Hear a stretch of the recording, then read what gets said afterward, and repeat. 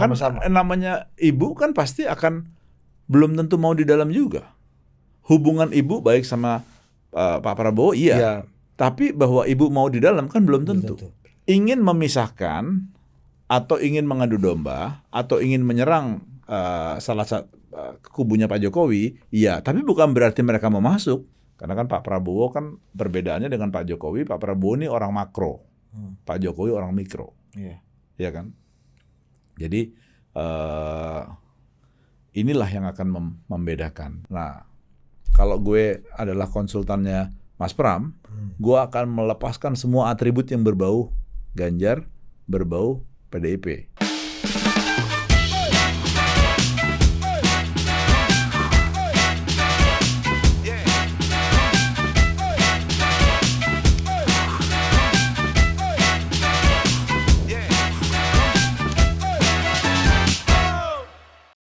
Oke, welcome to Tata Politik dan kita sudah bersama yang bikin kondangan kemarin. Betul.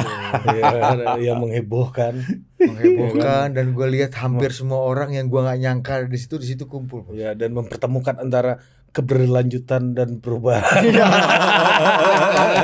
Kumpul di situ. Semuanya KKI kan. Dan kawan-kawan Ipang kan. Dan kita bersama Gus Ipang Wahid. Thank you. Dan Itu, ini bos band pengiringnya Late This Night ya kan. Ini cicit ada tuh Syah si Mas Hari. Waktu lu belum datang, Ladies Night nyanyiin itu Jalal Waton. Pokoknya tiap habis 3 lagu yang luatan ya. Pembilasan kan. Nah itu gua kan sebelum datang kan gua sama anak gua berdua datang ke nikahan anaknya Gus Ipang. Dua aja, istri gua nggak ikut. Istri gua berapa hari sebelumnya bilang kan, Kiki bilang, itu Vienna jangan diajak ngomongin pilpres lagi, dia udah lupa, udah move on, nggak ingat lagi 01, 02, 03 udah jarang dia ngomongin gitu. Pas baru nyampe papasan sama Mas Anies kan. Woi, Total Politik, ini ownernya. Biasalah Mas Anies kan. Manis Terus, ya. manis banget. Terus Vienna gue tanyain, kenal nggak Pak Anies? Langsung ingat pilpres lagi. Jadi bukan lu yang mau mengingatkan, tapi lu bawa ke situ adalah kawah Chandra di mukanya. Dan satu lagi nih, kan kita udah banyak omongan-omongan lah orang-orang dekat Pak Presiden Jokowi ya. Pak Presiden itu tandanya kawinan itu sukses. Kalau presiden itu lebih dari 15 menit atau 20 menit lah ada di situ. Dan kemarin presiden gue ngantri aja hampir sejam. Terus gue pulang habis itu makan setengah jam lagi, ya kurang lebih 1,5 jam lah. Presiden bos di situ bos, lama. 1,5 jam presiden. Bener kan? Betah banget presiden kita. Kenapa itu Gus? Apa? Infonya apa? Info A1-nya tuh presiden betah di kawinan. Ya mungkin makanannya enak, environmentnya enak. Itu kan kita kan kayak clubhouse, political clubhouse itu. VVIP-nya bos penuh bener. Iya makanya. Jadi ada tengah agak kosong, VVIP yang agak Ya alhamdulillah ada 4 Menko datang, 18 Menteri Wamen datang. Gokil. Presiden, Wapres, Kapolri, oposisi banyak bos. Ya kan, Gus? Banyak. Mas Anies happy. Itu memperlihatkan range ideologis persahabatan Gus Ipang ini. Itu satu. Yang kedua yang bikin deg-degan adalah nih Mas Anies ketemu Pak Jokowi kan nih. Itu papasan ya. Ketemu nggak Gus kemarin? Wah nggak tahu, gua udah di atas lah kita. Nggak mantau juga kali aja. Nggak mantau. Kali aja masih semua. Nggak, malam itu gue seneng karena orang-orang happy. Karena semua tamu bisa selfie dengan tokoh idolanya. Masing-masing. Dengan pialanya masing-masing ini ya. Pialanya masing-masing. Yang besok langsung diposting kayaknya deretan selfie-nya. Jadi kita menyenangkan banyak pihak. Dia aja ngobrol sama Jenderal Luhut. Sama Jenderal Luhut. Kau. Apa kabar kau? Salam buat teman-teman. Lain kali aku wawancara kau, jangan kau kerjai aku aja. Gimana Jenderal? Saya harus sehat dong. Gimana aku Tata Politik makin paten kah?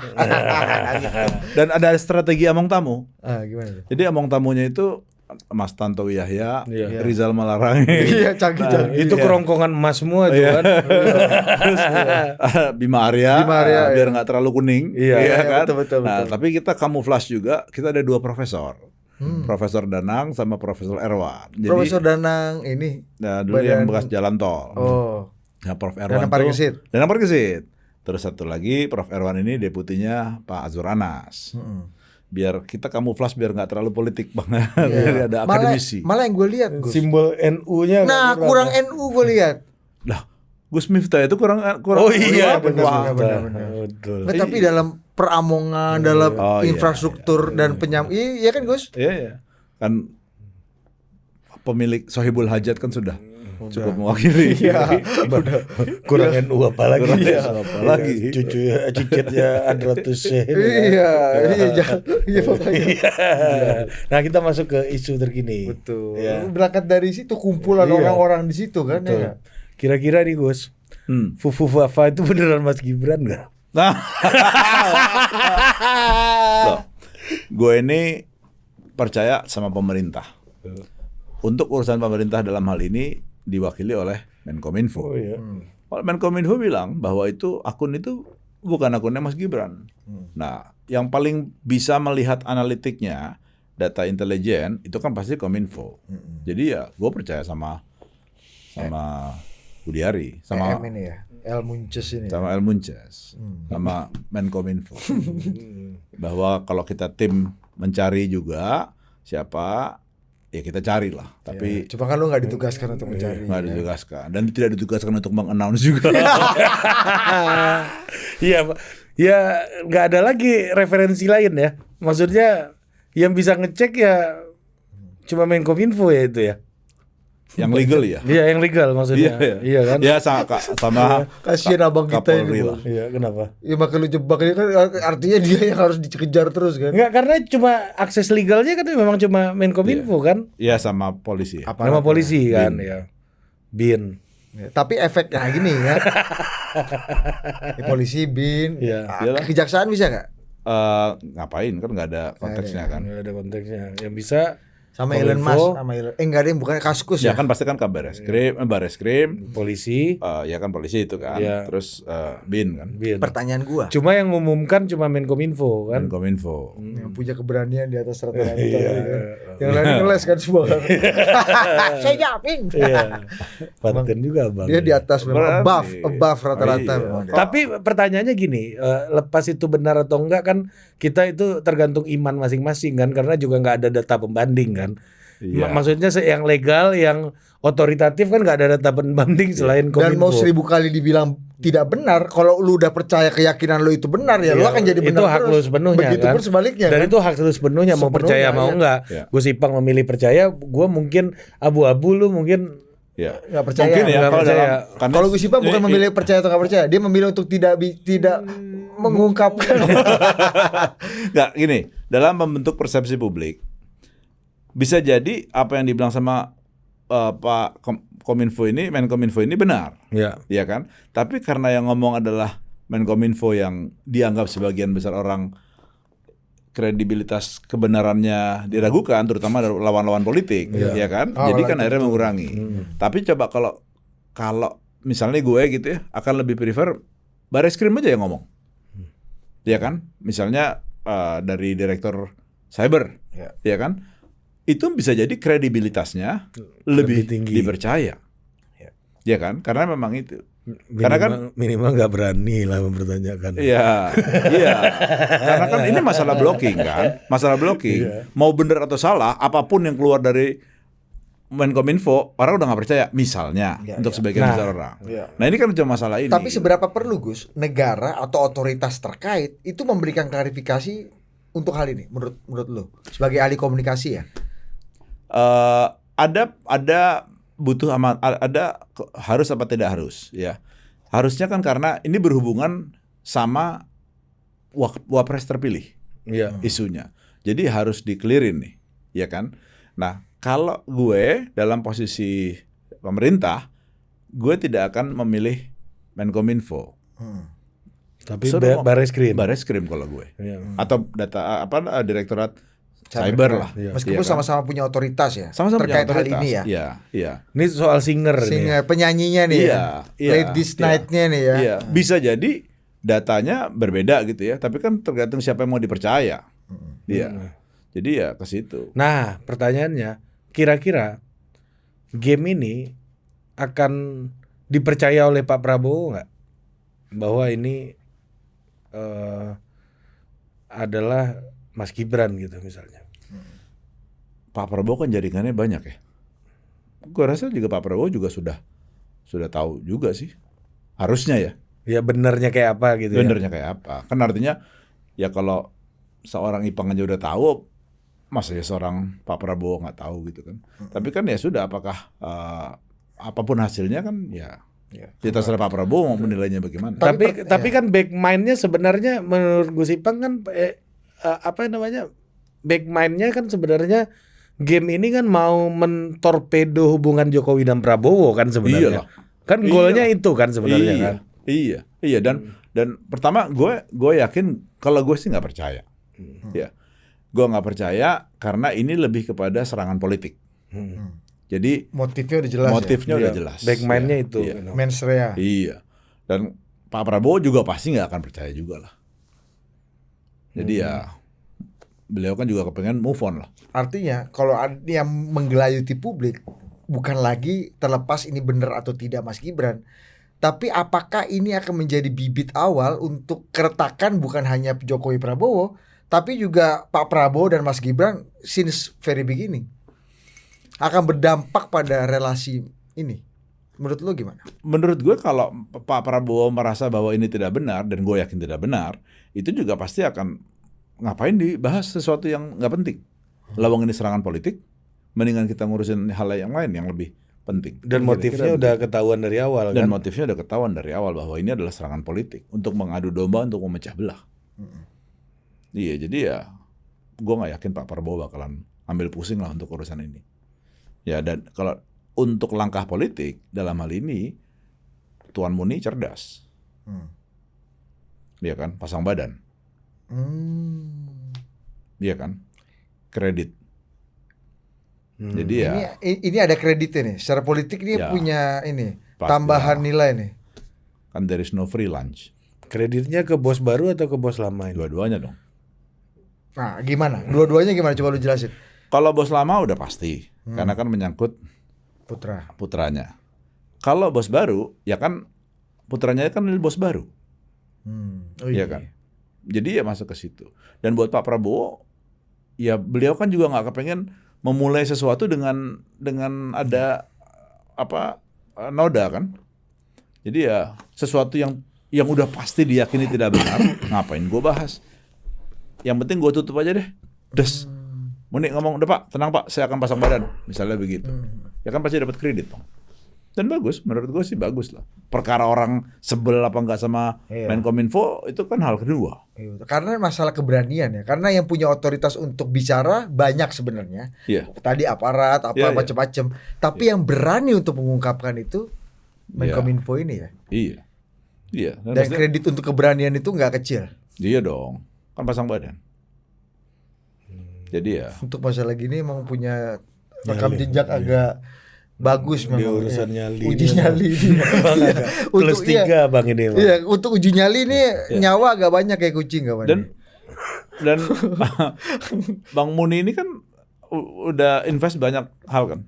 Di awal-awal inget nggak dulu waktu zaman Pak Jokowi masih ada Ganjar segala macam.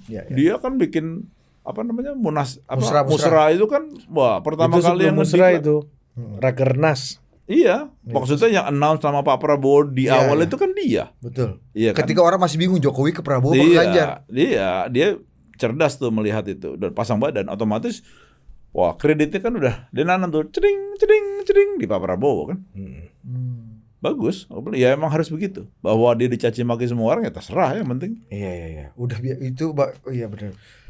Tapi gini, kalau ini sebuah serangan politik gitu ya.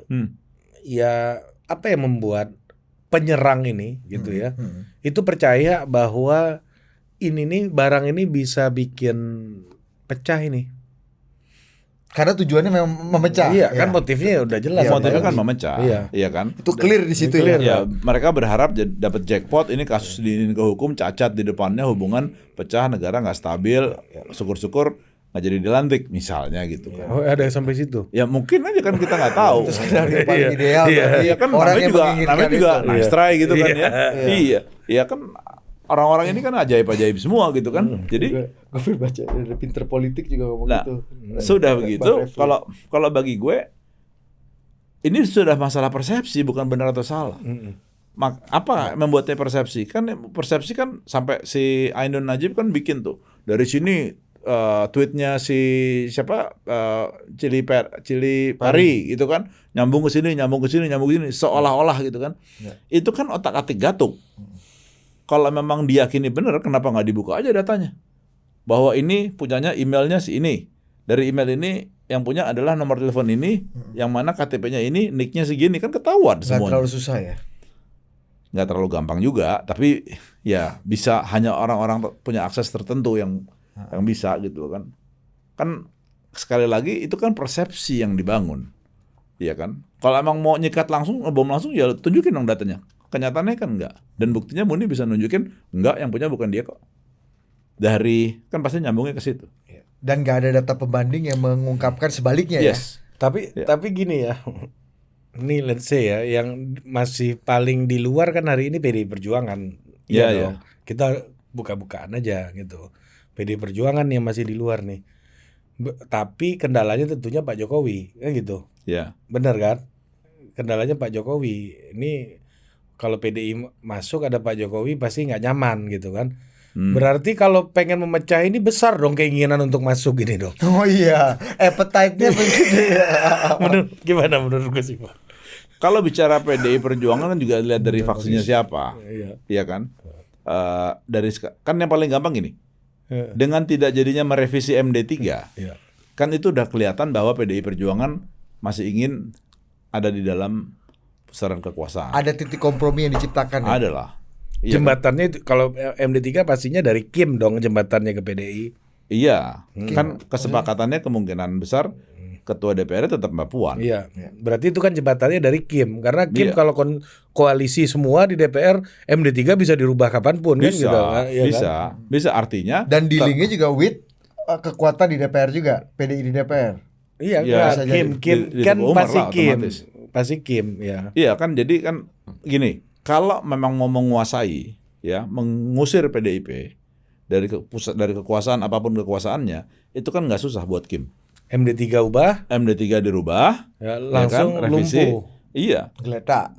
Iya, ketuanya DPR-nya misalnya Gerindra, wakilnya yang lain-lain. Tapi kan sekarang MD3-nya enggak. Artinya ketuanya tetap penguasa kursi terbanyak, which is PDIP. Nah tinggal wakil-wakilnya, dan wakil-wakilnya ya sudah ketahuan lah kira-kira bakalan siapa, mungkin kayak Pak Dasko akan tetap di situ, terus dari Golkar akan Bang Adis Kadir atau siapa gitu kan, ada di situ. Tapi kalau kubu yang berkepentingan MD3 ini kan bukan kubu yang ya dalam tanda kutip bukan kubu yang keras ke Pak Jokowi itu. Maksudnya yang berkeinginan MD3 tidak dirubah ya. Iya, kan? Kubunya Mbak sama Pak Jo lah. Iya kan, itu kan bukan kubu yang keras ke Pak Jokowi dituduhnya gitu. Iya. Berarti dealnya selama ini dengan kubu yang kompromi. Untuk sampai ada tercipta kompromi bahwa MD3 nggak gue ya pasti dong, logikanya gitu kan. Ya, berarti ini achieve nih kubu yang ini nih ya. Iya. Sementara. Iya. Karena apa? Karena 5 tahun ini kan sudah nyaman sekali. Ya kan kita tahu lah, dalam 5 tahun ini siapa penguasa DPR kan kita juga tahu. Jadi kalau lo nggak tahu, lo nggak usah nanya gue. De facto dan de jure ya. De facto dan de jure. Jadi beda soalnya. Iya, nah dari situ kan nggak boleh disebutkan ya. Ya sudah 5 tahun ke depan, ya kan pasti kondisinya akan menjadi kondusif. Ketua MPR most probably udah pasti Gerindra. Kemungkinan besar adalah Bang Muzani. Jadi ya udah nyaman semuanya. Terus mau ngapain? Nah sekarang apakah PDIP masuk ke koalisi gitu kan? Tapi kan jadi nggak seru juga nih gitu loh. Kalau akhirnya PDIP masuk di Kim Plus ini, terus ngapain kita masih ada Pilpres kemarin? Ya tapi kan logikanya semakin kencangnya upaya untuk memisahkan Pak Jokowi dan Pak Prabowo kan keinginan untuk masuk kan makin gede kan harusnya itu. semakin kencang, upaya untuk memisahkan Jokowi dan Prabowo, keinginan untuk masuk juga akan semakin kencang. Karena dengan pisah berarti ada celah kosong masuk barang ini. Iya kan? Nah, gini, tesisnya gini nih. Oke, gua ngerti. Kita utak-atik Utak-atik nih Gus ya. Ini power game nih ya. Berarti yang menginginkan pisah dan keras ini sama orangnya. Yang menginginkan Pak Jokowi dan Pak Prabowo cerai, itu sama dengan orang yang selama ini keras kepada baik Jokowi ataupun Prabowo. Gak ada keras sama Prabowo, nggak ada. Keras ke Jokowi aja. Iya, tapi belum tentu sama juga kan, kepentingannya kan banyak juga yang main di sini. Kan belum tentu yang menginginkan berpisah ini kan belum tentu dari merah juga. Kan ada banyak. Oh, iya. Tapi kan yang eksplisit di elit politik ya merah lah, Gus. Iya, eksplisit iya, tapi kalau masalah isu, masalah masalah apa cyber intelligence belum tentu merah juga gitu. Tapi punya kekuasaan juga pasti kan? Belum tentu juga. Karena kalau misalnya gini, kan belum tentu semua. Bukan, karena memang kan terlalu banyak ya. Kan ada 42%. Ya kan, melawan 58. Si 42 ini kan ada merah iya, tapi kan ada hijau yang kanan banget ini kan juga ada juga. Kan mereka kan juga pintar walaupun tidak punya akses parpol yang besar. Karena parpolnya sudah kesedot semua ke Kimplas. Iya, tapi parpol ini di elit nih maksudnya, Gus. Elit, iya. Iya, artinya yang paling punya appetite untuk masuk itu yang selama ini keras menyerang dong. Kubu yang keras menyerang gitu maksudnya kan? Kubu yang bukannya kubu kompromis. Enggak juga. Kan namanya ibu kan pasti akan belum tentu mau di dalam juga. Hubungan ibu baik sama Pak Prabowo iya. Tapi bahwa ibu mau di dalam kan belum tentu. Iya kan? Ya kalau memang nggak mau di dalam buat apa ikut menarasikan berpisahnya Pak Prabowo dan Pak Jokowi? Ini ada dua hal yang berbeda masalahnya. Yang berpisah ini kan adalah untuk ngomporin. Pertama kan selama ini kan merah juga kan pengen dengan masuk ke ranah hukum supaya nanti cacat lah pelantikannya itu sampai Mas Gibran nggak bisa dilantik itu kan satu hal ya. Itu kan ingin memisahkan tuh pasti kan. Oh pastilah. Salah satunya kan. Iyalah. Paling radikal itu. Iya. Itu ya call tinggi. Gini, ingin memisahkan atau ingin mengadu domba atau ingin menyerang salah satu kubunya Pak Jokowi, iya, tapi bukan berarti mereka mau masuk. Oh, terus atau buat apa? Revenge. Iya. Buat apa memisahkan itu? Motifnya apa? Kalau bukan buat masuk. Ya kan macam-macam motif ya. Bahwa pemerintahannya tidak solid kah untuk mereka tetap di luar lebih nyaman untuk dikritisi kan macam-macam. Ini kayak nih gue misalnya baca di Pinter Politik ya, Bang Refli Harun bicara gini. Ada diskursus pemakzulan Gibran kembali muncul. Nah, tapi skemanya Gibran harus dilantik dulu kata Bang Refli. Hanya presiden atau wakil presiden yang sudah dilantik yang bisa dimakzulkan atau dimundurkan. Jadi skemanya baru lagi nih. Kalau ini call tingginya, call yang agak di bawahnya dilantik dulu tapi habis itu di. Gue sih nggak yakin bisa terjadi itu. Enggak lah. Susah banget ini. Ngawur gitu loh. Apalagi wapres kan. Ini barang sepaket. Apalagi hanya serangan masalah fufu-fafa. Menurut gua itu cuman inilah angin-angin sepoi-sepoi aja. Yang berusaha memecah. Lain cerita kalau kemarin kasus MK. Itu kan konkret ini berhubungan sama undang-undang nih, berhubungan sama aturan. Karena sumpahnya itu kan taat pada aturan undang-undang macam. Iya. Kalau masalah fufu-fafa ini kan cuman gosip politik sebenarnya. Jadi nggak ada pegangannya. Tapi ini bisa jadi keinginan untuk bergabung ada, tapi bisa jadi juga ini untuk berada di luar untuk hantam-hantam pemerintahan yang tidak stabil ke depannya. Gitu. Jadi khas oposisi kan? Iya, menurut gue begitu gitu loh. Maksudnya kalau memang ibu mau dari awal, ya ibu pasti akan masuk lah. Iya kan? Iya, tapi kan ada Pak Jokowi. Iya. Dan ada Pak SBY ya. Iya. Jadi nggak mungkin lah. Maksudnya menghantam mau memisahkan, tapi kan secara legitimate anaknya kan wapres, gimana ceritanya? Nggak mungkin lah. Udah satu tubuh ya. Iya. Jadi jalan tengahnya ya ada di DPR kali. Udah lebih mudah kan?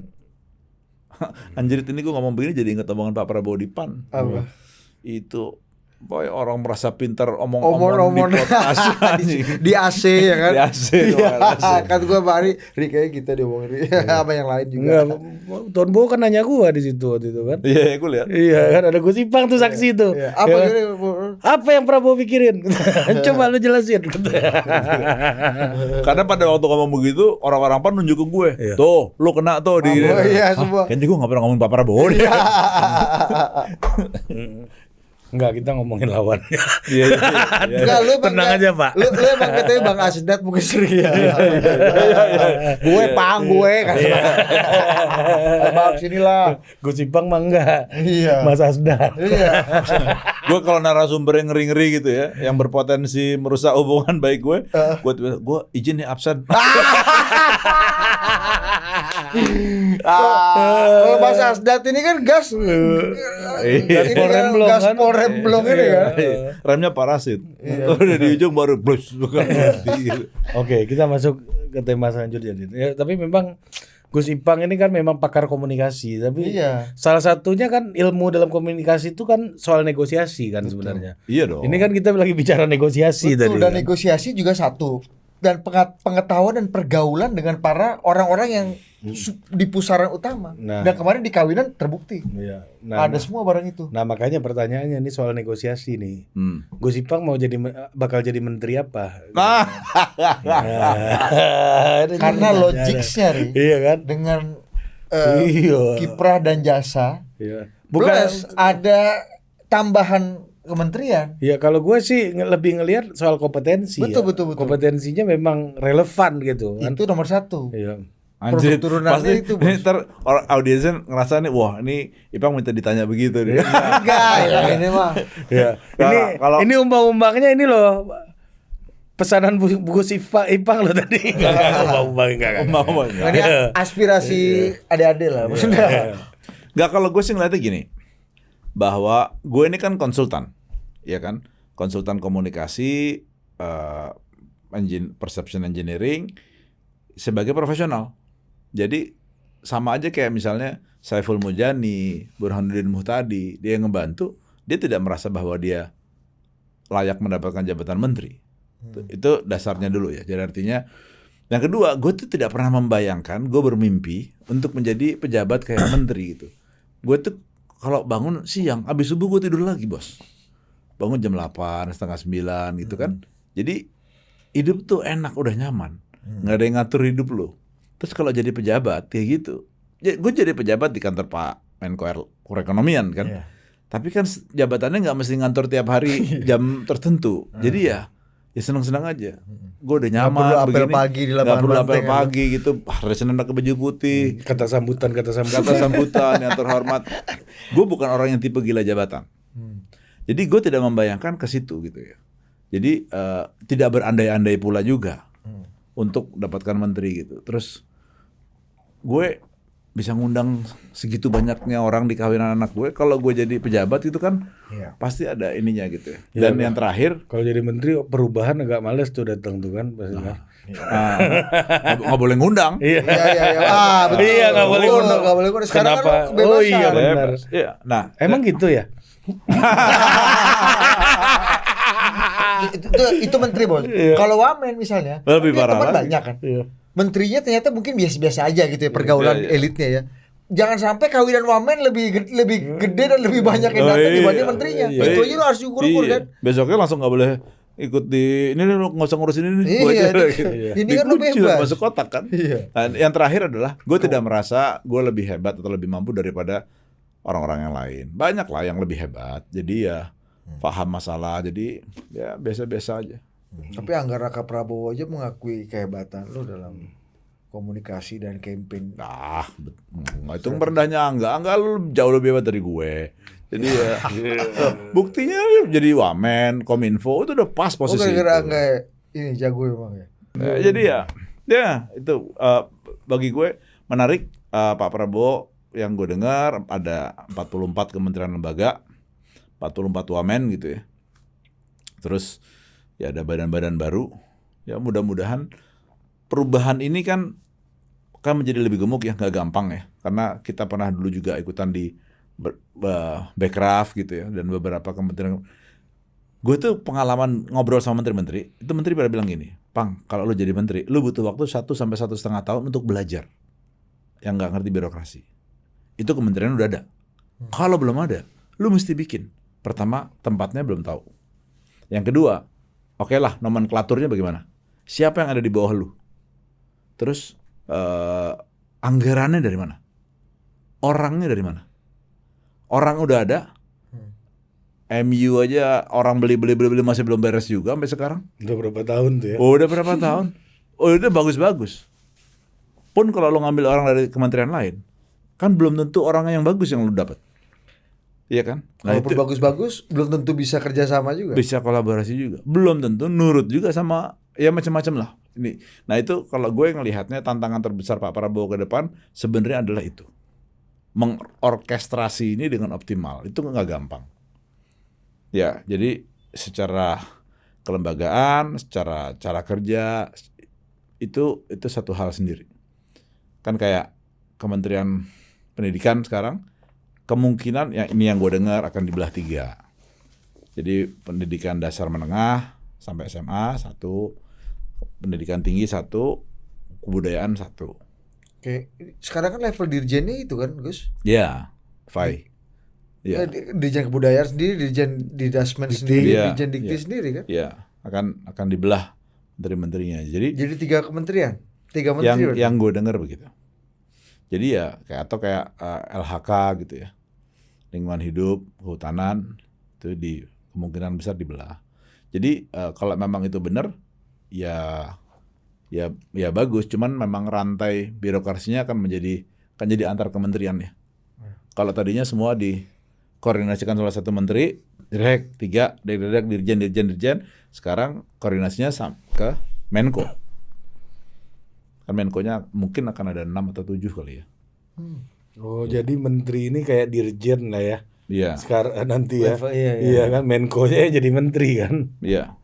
Dengan 44 wamen juga. Jadi the real menteri ya Menko sebenarnya. Iya, tapi kan Menko ini nggak punya, daunnya banyak, buahnya jarang. Iya. Anggarannya nggak ada, Bos. Jali-jali tuh. Kan memang anggarannya rapat-rapat ini kan. Iya. Koordinasi kan. Iya. Namanya Menko kan. Iya, jadi ya gitu ya. Nah, jadi pertanyaan tadi jawabannya gimana? Pertanyaannya, gue tidak merasa bahwa gue tidak membayangkan diri gue menjadi pejabat. Walaupun selama ini udah melakukan itu, tapi kan tidak pejabat yang definitif lah. Terus apalagi kalau posisinya nggak strategis, bagi gue nggak ada. Bagi gue hidup itu mana yang bisa ngasih manfaat besar. Bahwa punya tujuan, ya gue punya tujuan. Mau begini, obsesi gue terhadap dunia pesantren, terhadap santri, SDM santri itu dahsyat. Obsesi gue terhadap membesarkan desa, yang ada 84.000 desa, gimana bisa menjadi desa mandiri, desa berbasis industri, berbasis wisata, macam-macam, itu ada. Tapi kan caranya nggak mesti harus menjadi menteri. Kan bisa macam-macam lah. Jadi ya kita lihat aja. Tapi lu pada gini, lu itu mungkin nggak tertarik dan lu lebih merasa kayaknya gue lebih enak di luar. Tapi kalau presiden terpilih merasa yang lain gitu, misalnya gimana? Lu punya komitmen atau punya concern di tadi santri di desa gitu misalnya. Maksudnya presiden nawarin gitu? Lu menteri agama, Pang, mau nggak? Mungkin nggak lu? Nanti jawabannya gue kasih tau pada waktu apa. Pertama itu harus ditawarin dulu. Ngapain lu berandai-andai? Agak gitu. panjang proses. Gue ngebet banget jadi menteri 2019 sebenarnya. Setelah itu gue karena udah sedekat itu ya waktu itu ya. Udah disclose. 2 senti jaraknya. Cerita gimana coba? Ya. Udah sedekat itu tuh gimana? Ini ya kan udah memang post factum, aman lah. Waktu itu kan memang gue ditugaskan sama Pak Jokowi untuk jadi ketua tim Quick Win Destinasi 5 Super Prioritas. Dampingin Pak Jokowi, ikutan ratas, terus dampingin bener-bener physically dampingin 3 hari di Toba, di Borobudur, ya di mana-mana. Ini setelah Kein ya? saat Kane. Oh, saat Kane. Setelah Pilpres. Oke. Udah menang. Berarti mau menuju pelantikan. Transisi pelantikan periode kedua. Iya, gimana nggak sure yang ngasih tugas Opung. Ya kan? Jadi Menpar juga gua nih kata. Iya. Itu sampai Opung udah suruh-suruh. Pang kau ini gitu udah. Jadi malah bercanda-bercandaan itu dari Kemenpar tuh udah coba suruh pada pindah. Lu mau nggak mau pindah perahu nih, daripada perahu tenggelam lu pindah aja lompat ke perahu ini gitu kan. Dan itu Opung pula yang endorse gitu kan. Dan Opung endorse ke presiden. Jadi kita sure lah. Tapi ya garis tangan gue Lauhul Mahfuz tidak tertulis nama Ipang Wahid sebagai Menteri Pariwisata. Ya sudah, bagi gue ya udah ada momen ya gue ngerasa bahwa ini urusannya urusan garis tangan. Jadi ya sudah. Nah semenjak itu gue udah nggak terlalu ngoyo untuk jadi pejabat. Ya kembali ke hitoh aja. Kecewa waktu itu Gus? Kecewa. Kecewa. Tapi gue bisa menarik hikmahnya. Gue nggak bisa move on selama 1 minggu itu. Kerasa tuh. Tapi ya sudah. Artinya caranya yang beda-beda. Gue ingat banget omongannya babe gue. Kalau kamu udah ngusahain, gue tuh kan gue tuh sangat perfeksionis dan gue sangat detail ngatur strategi dan memanage things gitu loh. Gue bikin nih roadmap pariwisata dan roadmap industri kreatif karena gue bikin bidangnya itu. Yeah. Gue udah tahu nih mau ketemu presiden, gue tahu 2 menit gue ketemu presiden gue akan bisa nih ngomong begini. Karena kan selama kampanye kan gue sama presiden, gue tahu persis kapan gue mesti nyelip gitu kan. Gue bareng sama Gus Ipang ke Banyuwangi waktu itu dulu. Iya bener. Ingat kan? Iya. Nah, kapan lu bisa masuk dan kapan presiden punya waktu dan punya atensi untuk dengerin itu ya. Malamnya gue sholat tahajud, gue sholat hajat, gue semualah. Kodam gue panggilin semua lah pokoknya. Kodam ini ya. Panggilin. Kodam Sriwijaya, Siliwangi. Gue sedekah, gue segala macam udah pede nih. Hari Jumat kalau terus begitu masuk, lo yang terjadi apa? Nggak bisa ngomong dari mulut gue. Nggak keluar omongan gue. Mau gimana? Waktu hilang dan nggak kejadian. Tunggu. Nggak bisa ngomong tuh ketika lu ada kesempatan sama presiden. Udah kesempatan pada waktu mau bubaran, gue samperin begini, blank. Di kerongkongan aja deh. Blank. Terus udah ketutupan sama orang lain, ya udah Pak. Momentum lewat. Jadi, wah gue down. Gue pulang, gue ketemu bokap gue. Terus dia cerita. Gue bilang maksudnya, ya dia tau lah, gue tuh orang yang sangat fokus, persisten, ya dia banget lah, babe gue banget lah, semodel kan kita. Jadi udah dari situ, bokap cuma bilang gini, ya sudah, tandanya kalau kamu udah ngusahain semua dan ternyata tidak berhasil, pasti akan ada kejadian besar yang akan terjadi yang kamu belum tahu sekarang. Dan itu adalah COVID. Iya. Dan memakan korban politik. Ya apapun lah. Dan pemerintahan nggak efektif lah intinya kayak gitu. Artinya gue nggak bilang Wisnu Tama hebat. Wisnu Tama adalah orang yang pas untuk posisi menteri pada waktu itu. Tapi yang tidak bersahabat adalah COVID. Hubungan gue sama Wisnu Tama baik. Sampai sekarang pun sangat baik. Dan gue sangat respect sama Mas Tama tuh. Ya karena kita berkawan lama ya. Mas Tama itu 02, 03 sih kemarin. Coba Cari gue 02 ya. Kan bantu Mas Gibran di terakhir. Oh iya ada ya. Ada Mas Tama, Prabu, Vicky. Ya. Jadi ya begitu. Nah semenjak setelah itu ya udah. Semua orang pada bilang sekarang lo mesti usaha. Enggak lah, gue nggak ngerasa gue adalah orang yang tepat juga.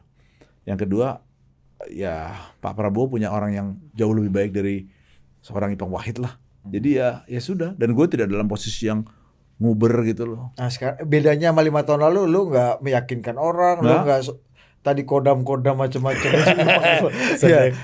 Usaha yang lu lakukan dulu agak serius, terstruktur dan sistematis ini lu lakukan lagi gak sekarang? Enggak. Ini soalnya permainan ini bukan soal usaha lagi nih ya, soal garis tangan ya. Iya, dan maksud gue kodam-kodam itu gue panggil kemarin aja pada waktu nikahan. Sorry itu ya. Iya. Enggak, jadi Dan sekti juga tuh kodam-kodam lu tuh. presiden berubah pikiran lagi. Iya. Enggak lah. Maksudnya gue juga ngerasa gue support Pak Prabowo, gue support Bang Dasko, gue support Angga, semua. Menurut gue ya sudah kita iniin bahwa nanti akan bagaimana. Gue nggak berandai-andai dan gue nggak ngebayang juga sih. Dan nggak usaha. Enggak. Kayak at least kayak 5 tahun lalu gitu. Enggak. Gue pengen bangun siang. Gue pengen cari duit banyak, bisa ngurusin anak yatim. Gue nyari duit banyak, bisa ngurusin pesantren bokap gue. Kalau jadi menteri kan lo mesti korupsi, bos. Baru mantuan pula kemarin kan, mudah-mudahan makin cepat punya cucu gue sih. Oh, kalian makin cepat balik modal. Ya. Ini kalau punya cucu pertama nih ya dari sini ya. Sama dong. Iya benar. Iya. Canggih.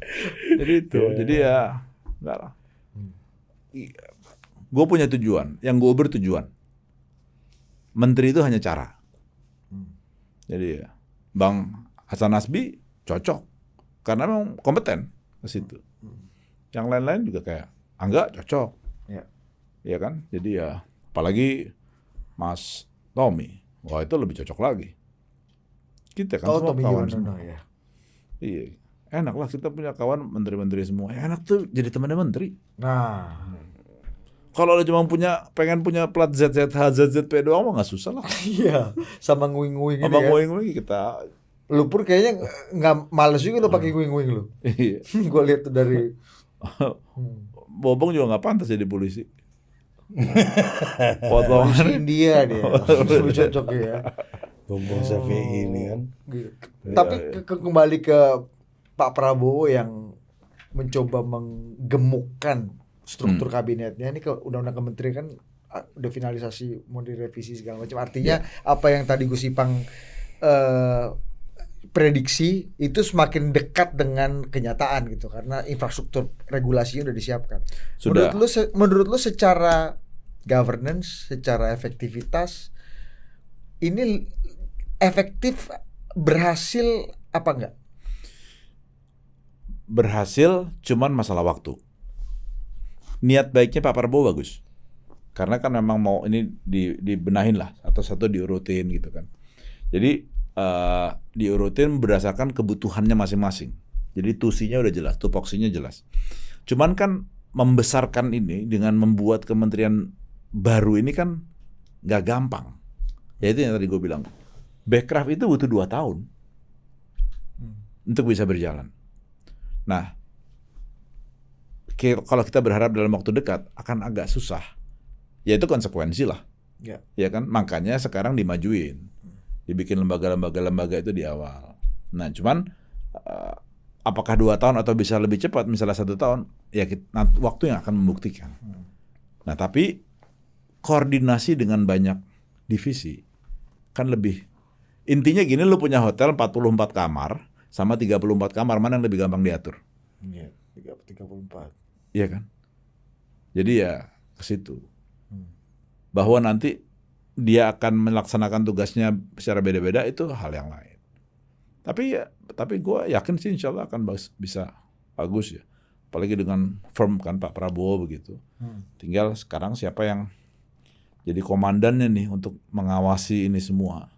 Mensekapnya siapa, Mensesneknya siapa, dan Menko-Menkonya gitu loh. Karena kan Pak Prabowo kan perbedaannya dengan Pak Jokowi, Pak Prabowo ini orang makro. Pak Jokowi orang mikro, ya kan? Jadi inilah yang akan membedakan. Untuk hal-hal detail gitu, Pak Jokowi ya, tapi Pak Prabowo hal detail mesti dibantu sama perangkat beliau yang memang harus lebih kuat. Mas Wapres menurut lu gimana? Akan seperti apa playing fieldnya di? Gua rasa akan jauh lebih besar dari perannya Pak Kiai Ma'ruf sekarang. Iya kan? Iya. Ya karena If you compare with Kiai Ma'ruf ya. Iya. Iya. Kalau Pak JK dulu? Nah, Pak JK tuh bikin kolam sendiri gua rasa. Pak JK yang Pak JK. pertama ya. Iya, ngapain Pak? Ini bikin kolam Pak. Pak JK periode 1 apa 2? Satu dong. Satu dan Karena yang 2 Pak JK udah ngomong sendiri, kok sekarang lebih banyak diam Pak. Beginilah yang benar katanya. Ya periode 2. Ya kan memang sebenarnya Wapres kan begitu kan. Iya. Kan gini. Bu Khofifah waktu ditawarin menjadi calon wakil presiden kan sempat namanya masuk bursa kan. Jawaban Bu Khofifah gini. Kalau jadi gubernur itu masih ada pergub. Tapi tidak ada perwagub. Ada perpres, tapi tidak ada perwapres. Iya kan? Jadi ada batasan-batasan yang memang secara undang-undang nggak ada. Even bantuan-bantuan di daerah aja, gubernur gitu ya, yang punya hak untuk ngasih bantuan apa sih namanya itu kayak bansos atau apapun lah yang dari dana sumbangan dari dana operasional ya. itu cuma ada gubernur sama sekda. Oh, wagub tuh kayak? Nggak ada. Kalau gubernurnya mau sisihkan. Iya, akhirnya kalau diskresi gubernur lagi kan? Diskresi akhirnya. Makanya suka kelahi nih. Gubernur sama wagub sama bupati wabub nih kan. Iya. Karena diskresinya ada di bupati atau gubernur. Ngapain ku kasih kau banyak-banyak katanya. Gue pernah ngurusin satu cagup di Jawa Barat, nggak usah sebut nama lah. Begitu menang, wagubnya marah gitu. Nama gue lebih populer. Terus gue nggak dapat apa-apa. Rumah gue jauh lebih kecil. Emang wagubnya Jawa Barat kan rumahnya kan kecil di Dago. Tapi kalau di gubernurnya kan gede banget. Dan yang parah, gubernur bisa ngeluarin anggaran segini buat bantuan. Gue nggak dapat. Sekda aja ada. Wah, akhirnya diskresi lah. Iya. Kita bisa tebak ya, karena Tahu. sangat spesifik ya. Iya. Dan di 2 periode itu dua-duanya wagubnya populer, Bos. Iya. Baik Deddy Yusuf ataupun Deddy Miswar. Itu aja buat Anda. Iya. Jadi ya seperti itu. Ya kembali ke masalah Mas Gibran. Kembali ke masalah Mas Gibran. Mas Gibran pasti akan dikasih porsi tersendiri sama Pak Prabowo ya. Terutama masalah digitalisasi, masalah yang ke anak mudaan, pastilah. Enggak kan gini, banyak yang menganggap gini, Gus. Itu juga tema-tema yang Pak Prabowo kurang passionate Ya, kayaknya. itu yang online itu ya. Dulu masih Kurang passionate. Internet ini sama-sama aja lah. sama. Iya, kalau di NU malah Ethernet ini. Ya, tapi kan banyak yang bilang Pak Prabowo ini banyak akan fokus di appearance kita di dunia internasional. Ya. Apa namanya, dari satu podium Passion dunia, beliau kan di situ. betul, ke Diplomasi podium yang pertahanan. Iya. lain. Betul. Kan diplomasi pertahanan itu kan penting ya. Maksudnya gini, banyak orang yang nggak tahu bahwa kalau mau beli senjata itu perlu diplomasi dulu. Iyalah. Bukan Kan ini- cuma lu punya duit. Iya, belum tentu lu punya punya duit, ente bisa langsung beli, belum tentu gitu. Iya. Kan harus diplomasi dulu. Ente kasih rudal yang itu, yang ini dong, jangan yang itu dong, jual ke aneh kan gitu kan. Iya. Makanya kan kandidat Menteri Luar Negeri udah diajak terus dari sekarang. Spesifik nih. Spesifik. Yang pasti bukan Mayor Teddy. Karena Mayor Teddy juga selalu melekat diajak Iya. terus. Bukan Rizky juga. Bukan Rizky lagi. Saya kemarin ketemu sama orangnya di acara PAN. Oh iya. Kan melekat terus. Enggak, ini calon menteri luar negeri ketemu Gus Ipang juga kemarin di acara PAN. Dipanggil sebelah lagi. Bisik-bisik. Yang kita ketemu di sana juga. Iya. Oh iya bagus, cocok. Nah, gue sama Dan orang komisi 1. sama orang Tambah spesifik. bukannya itu Setnek. Maksudnya Mamuti Hafid kan? Iya. Bukan. Iya. Jadi Ngaco aja, ya beda ya Iya, antara iya. Pak Jokowi sama Pak Prabowo ya. Gayanya aja beda. Nah, maksud gue gini, Passionnya beda. ketika Pak Prabowo punya Passion, passion dan Beda passion. iya dan apa namanya concern di situ, artinya kan pasti kan Pak Jokowi yang sangat mikro dan sangat dalam negeri sentrik ya, itu siapa yang mengisi kekosongan itu? Apakah Mas Gibran akan diberikan ruang juga untuk mengisi loophole yang mungkin akan Nggak Menganga di ada yang pernah bisa menganalisa dari sekarang sebelum dilakuin. Iya kan? Karena Let's itu kan cross the bridge when it comes. Jadi ya lihat aja Setuju. nanti. Setuju gue tuh. Itu karena semua butuh adjustment ya. Begitu ngelihat ini ternyata bagus ya Mas Gibran begini. Karena yang pasti nih ya. Yang harus ada pembuktian demi pembuktian itu ya. Iya dong, karena kan trial and error. Kalau di bidang gue namanya A/B testing. A/B testing. Nah, jadi kalau di bidang gue itu sperma yang sampai ke telur itu nggak semua gitu. Udah bakal ini di bidang gue deh. Ya nggak, gue sama kan. Analoginya mirip kan sama A/B testing kan. Iya, jadi saya susah lah. Ini yang pasti Mas Gibran capable untuk itu. Yang pasti Pak Prabowo juga pasti akan willing untuk ngasih peran. Nah, bahwa ini ngasih di bidang apa sambil jalan kan waktu yang akan membuktikan. Nah, jadi kalau nama-nama lama gimana, Gus? Kan ini tagline-nya keberlanjutan. Artinya kan akan ada keberlanjutan nama-nama lama. Ya, misalnya Ketum PSSI Pak Erick Thohir. Walaupun aspirasi kami Pak Erick kalau nggak fokus aja Piala bisa masuk babak ketiga ini kita kan dan terancam lolos ke Piala Dunia juga kan. Ini nggak fokus dalam nggak fokus, apalagi kalau fokus. Fokus jadi menteri atau fokus jadi ketua PSSI? PSSI bola nih, ya kan. Kalau enggak akan ada Martin Paes misalnya. Iya kan. Kalau banyak beliau nggak fokus aja kayak begini, apalagi fokus kan gitu. Pasti lebih melenting lagi gitu kan pikiran kami. Kan rakyat biasa kayak kami. Atau jangan-jangan justru karena nggak fokus satu hal ini jadi justru malah bisa begitu. Karena kalau cuma fokus ngurus PSSI, stres juga mungkin nggak jadi pejabat. Iya benar juga ya. Ini yang nggak kita pikirin. Iya betul. Ini bedanya orang berpengalaman sama orang nggak berpengalaman. Gitu bicara tuh gitu benar. Kita kan pakai logika aja. Bisa jadi logika kita di kenyataan tidak sesuai kan gitu kan. Ya kalau dalam hal ini sih udah pasti. Pasti apa nih? Pak Erick akan pasti terus lah. Posisinya kalau menurut saya kan menurut saya ini kan Pak Erick ini akan terus dalam pasti ini loh ngeri loh Gus. Bukan karena kan kedekatan. Pak Erick ini kan dekat sama Pak Prabowo, dekat sama Pak Jokowi. Kalau parameternya adalah itu, ya Pak Erick ya udah pasti akan menjadi orang-orang di tengah-tengah yang lumayan dipakai lah, ya kan? Soal kompetensi dan lain-lain juga terbukti. Dari pasti, terus dia turun dulu 2 oktav yang lumayan dipakai. Di alas. Optimisme terganggu dikit langsung turun. Gak ada 30 detik langsung turun ya. Gue membayangkan Pak Prabowo ngomong omon-omon di ruangan AC. Emang lu tahu isi pikiran gue Pak? Iya. Nah, di bursa kan memang kuat. Parasan. Kalau Parasan memang jelas lah ketua TKN, ya kan? Ini dan menteri sekarang. Ya. Dan ya kalau yang wamen-wamen kan udah pasti lah, memang itu kan memang mau ke situ ya. Ya selanjutnya Pak Bahlil. Menurut gue ya, karena kan TKS. Tim kampanye swasta. Karena TKS atau karena ketum Golkar ya?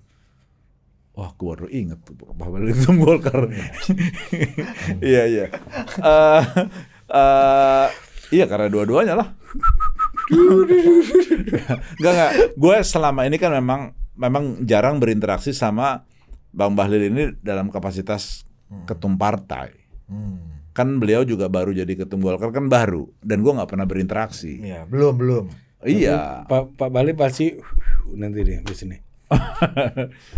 Ya kalau memang sebagai ketua umum kan logikanya kan iyalah.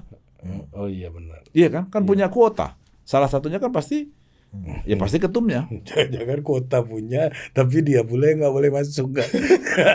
Jangan. Karena ada ketua partai juga nggak pakai buat dia. Kuota yang nggak bisa dipakai itu cuma satu. Kalau roaming belum diaktifin.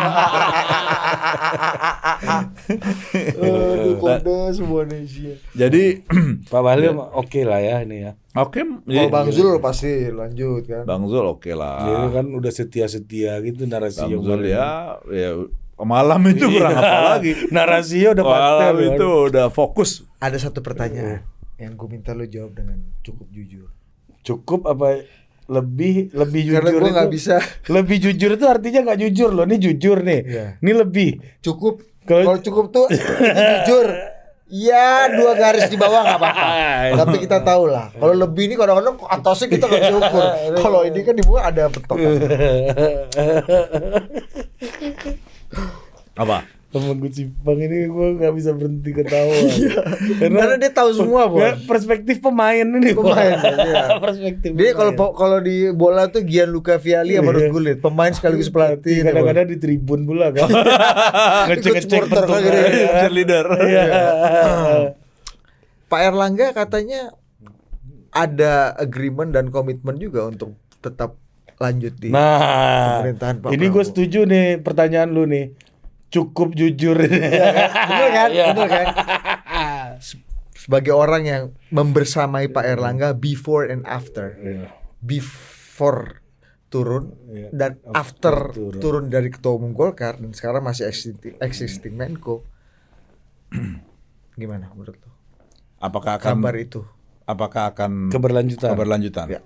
Menurut gue ngelihatnya gini, Pak Erlangga itu harus ngelihat dari 2 sisi.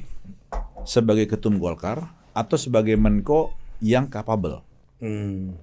Loh, Pak Erlangga itu dipercaya Pak Jokowi ngurus banyak hal, dari mulai ngurusin COVID, ngurusin PSN, ngurusin apa, dan terbukti proven bagus. Sampai di terakhir pun ngurusin banyak kegiatan-kegiatan internasional, OECD, ngomongin ya banyak hal lah yang kerjasama internasional itu berhasil, dan itu diapresiasi sama Pak Prabowo berkali-kali. Jadi Pak Prabowo juga sebagai Menko. Sebagai Menko. Jadi gue kan sering lah dengar cerita bahwa terbuka maupun tertutup, kayak misalnya ngomongin Giant Sea Wall dari Semarang dari Pulau Jawa lah, atasnya Pulau Jawa kan dibikin tanggul raksasa untuk menahan rob. Nah itu kan rencana gitu. Itu di dalam omongan di pembicara Pak Prabowo pada waktu keynote speaker, yaitu bilang, oke lah ini begini, nanti saya percayakan kepada Pak Erlangga untuk detail. Karena kan memang bidang perekonomian kan bukan strength-nya Pak Prabowo pasti kan, dan itu sangat lazim ya semua orang akan melakukan hal yang sama. Ya. Jadi Menteri PU nih. Jadi kemampuan kapabilitasnya sebagai itu, gue rasa akan tetap di posisi yang sama. Ya, mohon maaf Pak Prabowo bukan sotoy, tapi ya. Ini kan kita pengamat lah. Nggak, tapi artinya chance untuk di posisi yang sama. Lo ngapain sih? Never change the winning team. Ya, setuju. Itu makanya pertanyaan saya tadi di awal. Iya. Ya jadi kan? gue nggak melihat Pak Prabowo mengambil resiko untuk mengganti terus langsung ininya kan nggak gampang ya. Jadi Chelsea aja beli pemain-pemain mahal juga belum tentu bagus. Iya benar. Nggak gampang. Tapi ya sesuai skema ini. We never know kan. Tapi ya semua kan hak prerogatif Pak Prabowo. Mungkin beliau punya pandangan yang lebih berbeda gitu. Tiba-tiba Pak Erlangga jadi Menko PMK kan kita nggak tahu.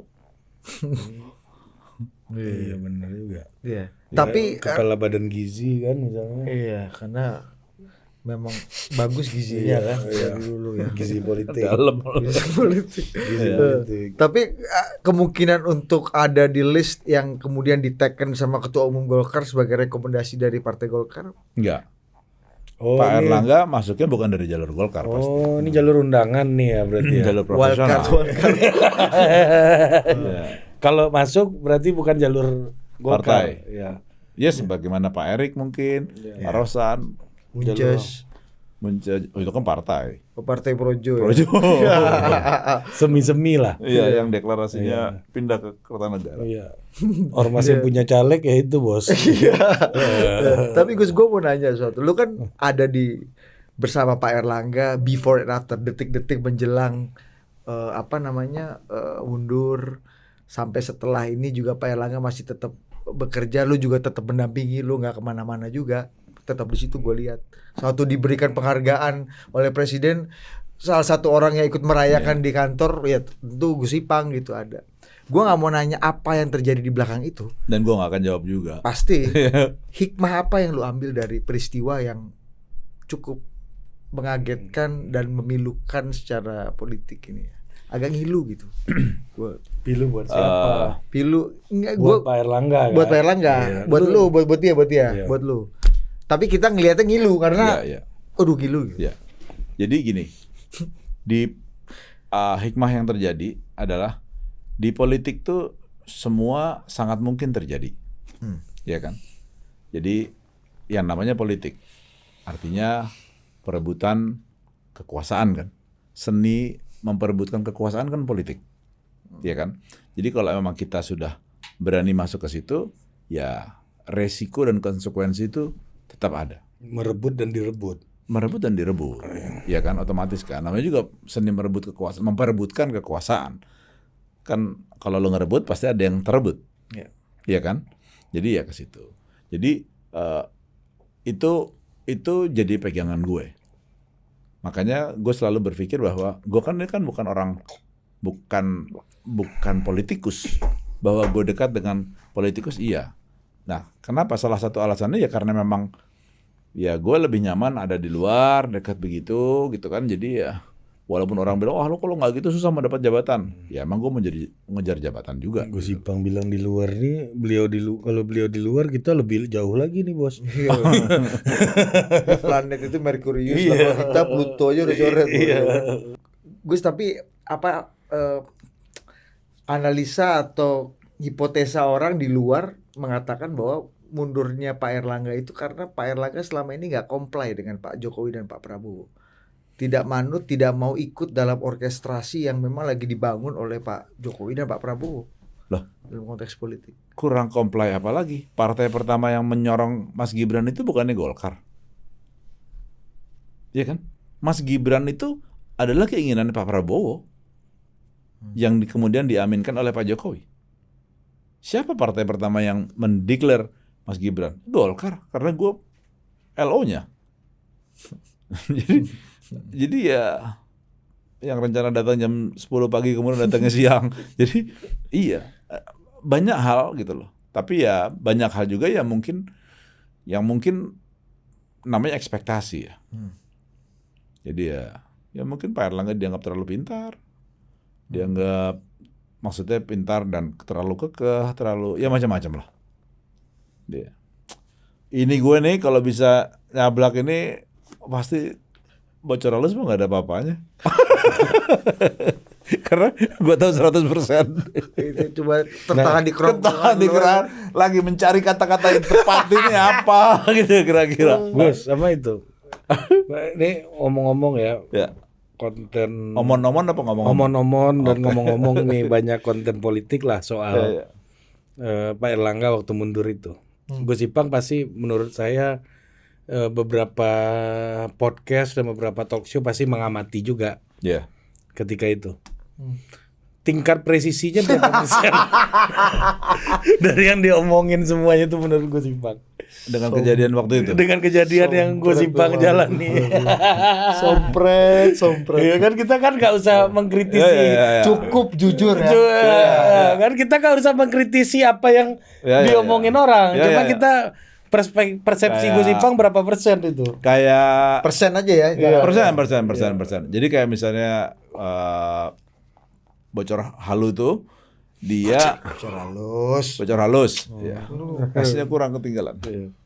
Nah, bocor halus itu menurut gue ya 75-80. Oh, tinggi dong. Lumayan tinggi.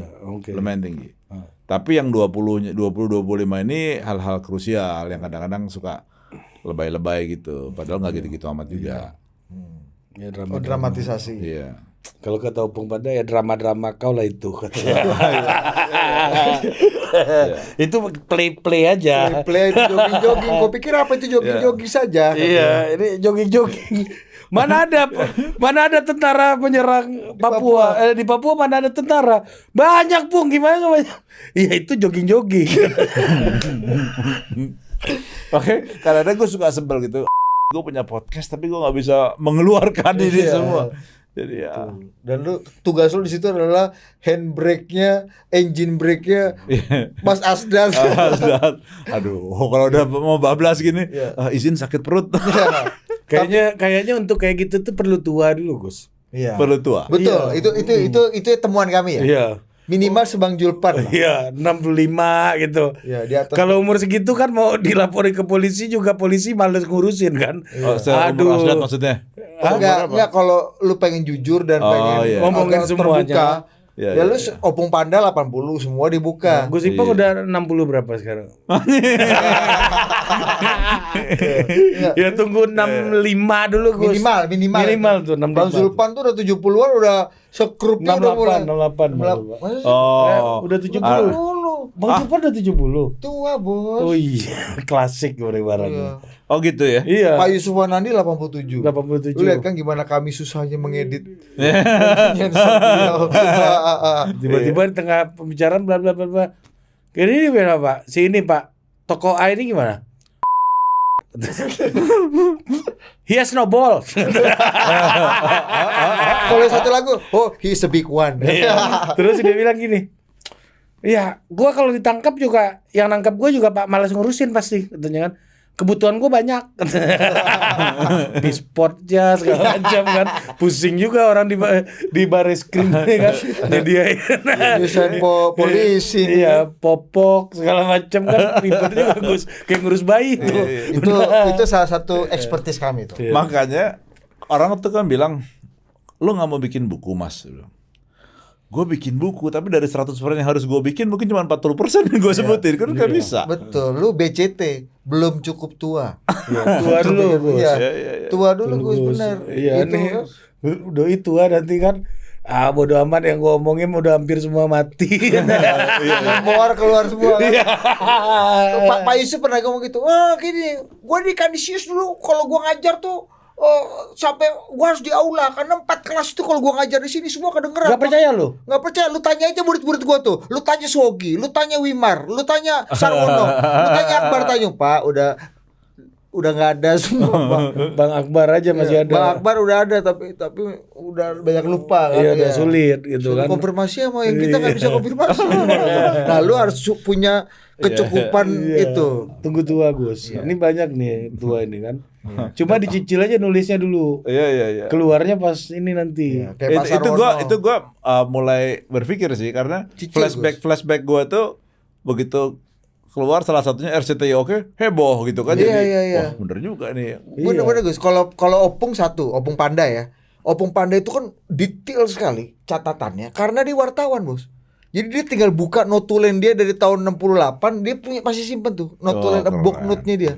Dia tinggal rekonstruksi aja. Iya. Pak Sarwono juga gitu. Dan feeling gue ya, kadang-kadang beliau susah membedakan juga mana peristiwa yang betul ada di situ, mana dia yang lagi nulis denger orang.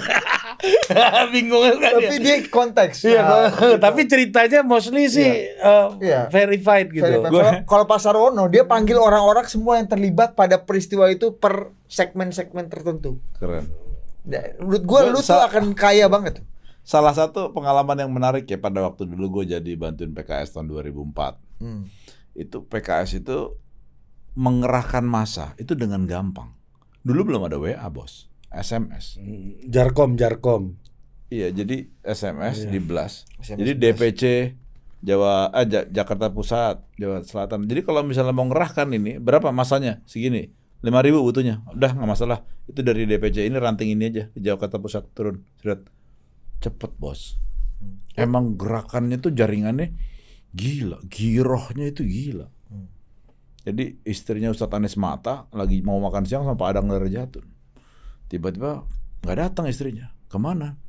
Dipanggil sama Murobi untuk ikutan demo. Anjrit. Dan masih turun. Bisa dibayang nggak nampungin suaminya. Jadi ya cerita-cerita gitu kan. Tuh, ini kan belum tentu orang PKS-nya mau buka itu kan. Nggak mau, iya. Atau gue mantau dari Hotel Niko Bundaran HI, sekarang Pullman sekarang. Gen Z nggak tahu Niko Hotel. Sebelah Wisma Nusantara itu. Iya situ. Kita ngintip karena harus mantau demo di Bundaran HI.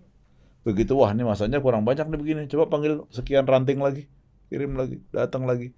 Ya kan itu menarik. Iya, itu banyak banget lu melewati. Banyak. Tapi kan lu lagi-lagi 40%. Sama satu lagi pertanyaan gue nih tambahan nih. Yang gue agak ini ya, penasaran. kenapa ada Bang Idrus Marham di situ, Gus? Oh, di hari itu. Iya, waktu itu kan gambar Bang Idrus di sekitar Pak Erlangga ada tuh ya, banyak. Kenapa? Sementara, nah ini yang kami pahami sebagai orang luar. Itu Bang gambar Idrus, itu gue yang ambil juga videonya. Iya makanya. Bang Tapi yang kita anggota TKS yang TKS yang sekretarisnya Pak Bahlil satu. Kedua, dulu dari sebelum gonjang-ganjing zaman setahun lalu, Bang Idrus lah yang merangsang. Dan ini relate nih sama omongan Bang Idrus nih soal omongan Pak Erlangganya Gus Ipang tadi. Gimana coba, lu masih ingat ya? Iya kan gini kata Bang Idrus. Persis narasi gue sama, tapi sebagai Menko kan dia bagus Iya banget. bagus. Ini Erlangga. Pak Erlangga pasti akan masuk lewat jalur profesional bukan jalur Golkar. Kalau kata Bang Idrus gini, ya sudah Pak Erlangga fokus Menko, partai biar kita yang urus katanya. Udah gitu ngomongnya dulu. Artinya dia salah satu inisiator inilah penggantian lah waktu itu. Jauh sebelum ini ya, yang Pak Luhut akhirnya ngomong pada akhirnya. Tapi apa yang bikin Bang Idrus ada di situ? Ini jujur gue penasaran. Ya. Bang Idrus tuh interaksi kepada Pak Erlangga itu nggak cuma di hari itu. Jadi selama beberapa bulan itu Bang Idrus memang rajin ketemu Pak Erlangga, menyampaikan pandangannya, menyampaikan ini itu segala macam. Banyak orang bilang bahwa Bang Idrus itu memang dekat dengan Bahlil kan, ya kan HMI Connection kan. TKS waktu ya, tim sekretarisnya. Iya. Tim kampanye swasta. Tim kampanye swasta. Ya kita juga paham. Nah, Bang Idrus pada waktu itu ya kan Pak Erlangga juga tidak dalam posisi untuk melarang orang untuk datang atau gimana, dan pada waktu kejadian itu memang Bang Idrus menunjukkan empatinya cukup tinggi kepada Pak Erlangga, ya kan, bahwa Bang Idrus dekat sama Bang Bahlil, ya kita kan juga semua tahu gitu ya. Cuman ya sudah mau gimana lagi? Artinya penjelasan paling puter-puter dari Gus Ipang 1 jam terakhir ini paling puter. Ya karena ibaratnya tapi juga pertanyaan lu salah juga itu, Din. Kalau orang naik itu banyak yang mendekat. Ya. Kalau ada orang turun ada yang nemenin, lu jangan tanyakan lagi. Nah, tapi Gus Ipang merevisi sejak beberapa, bukan hanya itu, sejak beberapa waktu sebelumnya Bang Idrus dekat. Emang komunikasi itu berjalan. Dan logiknya gini Gus, itu kan di saat-saat yang kritikal. Kalau gua ngeliat ada Bang Maman, ada Bang Erwin Aksa, ada Bang Celi, ada Gus Ipang, itu sebuah kewajaran. Tapi di saat-saat krusial ada Bang Idrus, pikiran gua, oh Bang Idrus sekarang udah jadi tim intinya Pak Erlangga dong. Gitu. Pada waktu itu ya. Iya. Susah. Kalau dibilang dibilang tim inti, gua rasa sih enggak juga ya, karena di beberapa pertemuan-pertemuan yang krusial nggak ada juga. Tapi bahwa Bang Idrus datang untuk menunjukkan empati kepada Pak Erlangga, gue rasa sebagai sebuah persahabatan itu nyata sih.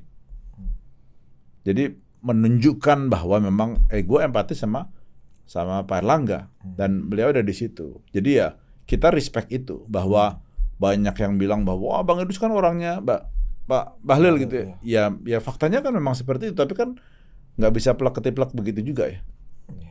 Itu sih.